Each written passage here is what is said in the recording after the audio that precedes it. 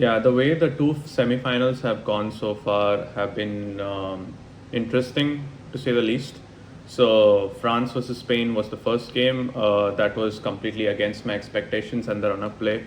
I always knew that Spain would dominate possession and have a lot of the ball, but what I did not expect is France to be totally outplayed throughout the game. So it was very interesting to see the dominance there, and obviously, like they had good moments, maybe, but they didn't register a shot on target for sure. And Spain had a very convincing win. Like I kind of thought that the momentum would go France's favor, but it looked like the chances were created more on the Spain side. So I feel that they 100% deserve to go through to the final. For the second game, that was also very interesting. Being an England supporter, I was obviously a bit gutted, but that's how football is sometimes. So when it comes to the way England have played, they have played really well, and they kind of like had good like opportunities and good possession of the ball. The second half, it was a very good play for the goal by Anthony Gordon. Unfortunately, like Tuchel decided to bring on defenders. I mean, like in hindsight, obviously looking at this, the fans felt that it was not a good decision by Tuchel to completely go on the defense. I mean, it may have worked for in previous cases, like Mexico, but I think in this case it was probably too early to go on the defensive, and Saka was an unused sub. But that is all in hindsight. Obviously, like it could be the fact that they were not able to break down Argentina after the goal and assert dominance there. I think pretty much after the goal, it could be possible that they were on very tired legs. So it could be a reason why. But there is also a case for bringing in Ollie Watkins and Marcus Rashford and taking out Harry Kane, and so that they can attack on the counter. But even that was not done. But hindsight, I feel that England should have done a better job in defending the two goals, because obviously if you have six players like Argentina will in the defense, Argentina will keep attacking, but still the defender should not switch off at all. And I feel that those two goals were defendable. I feel like at one point of time, Lautaro Martinez had an unmarked header, so that could have been stopped for sure. But however, on the flip side, when it comes to the third place game, this was a completely different England that I've seen like than in the semi-finals. So, and the game was between the losers of the two semi-finals. That was between France and England. So in this case, I think it was a battle of two halves. In the first half, obviously, like looking at the lineup, I felt that England tried a different formation, starting Ivan Toney and having only one CDM in Declan Rice. But funnily enough, he was the one who got the first goal. But at that time, I feel like France like has missed Saliba ever since Saliba was out in injured in the Spain game. I felt that France have been leaking a lot of goals. So it could be the fact that like we are just realizing how important he is to the side. And also when it comes to the second half, I mean after four goals, like with a very leaky France defense, France did a good job coming back. They at one point they were 4-3, and Olise had a lot of chances, but I think Olise was arguably the best player in the pitch, at least in the second half. So he was deployed centrally this time, so that there's more creative outlet. I think that's a good move by Deschamps to get the substitutes in. I mean, they obviously tried Cherki in the first half. Cherki did get some shots on goal, but I think what they were looking for was something different in the second half.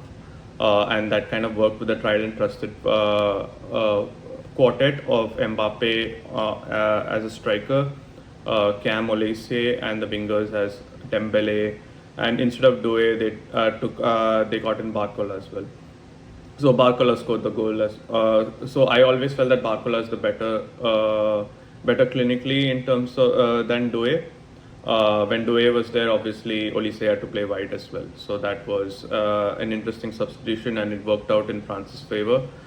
They had chances; they could have finished the game, but in the end, it was an awesome job by England to kind of like bring in those late substitutions to Anderson and Bellingham to finish the game, and it looks like they. It was very scary, obviously, because of the previous game. But I think Tuchel in the post-match interview, he did mention that there were a lot of players who were tired because of the travel.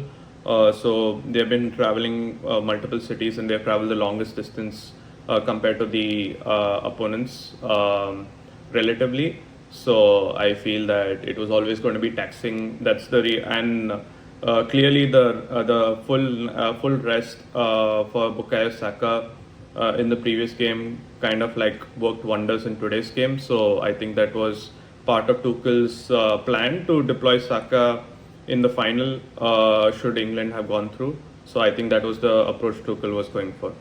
But anyways, pulsating 10-goal fest in the third place game, and I can't wait to see what is in store for the final.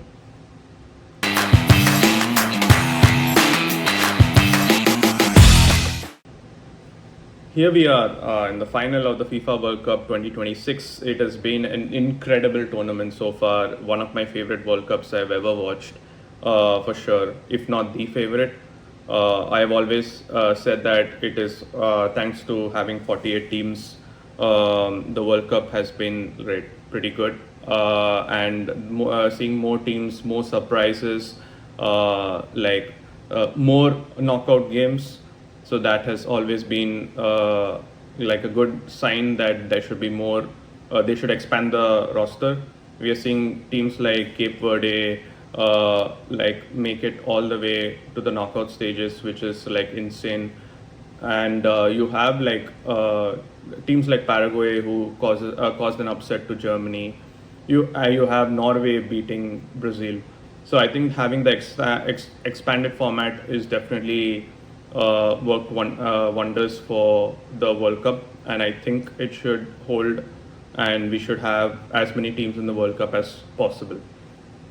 So when it comes to the final game, it's between Spain versus Argentina. Who knew that when Messi would face Lamine Yamal, given that Messi has given has a photo with Lamine Yamal as a baby in the bathtub. So who knew that photo will be very iconic and historical for this game to take place between Spain and Argentina. So reviewing the final, I feel that both of them are kind of like champions in their own way, and they both deserve to make it all the way to the final. Spain, I feel they have been recent Euro champions, having beaten England in the final, and Argentina has beaten France in the final of 2022. So funny how things are panning out to be a clash between these two champions.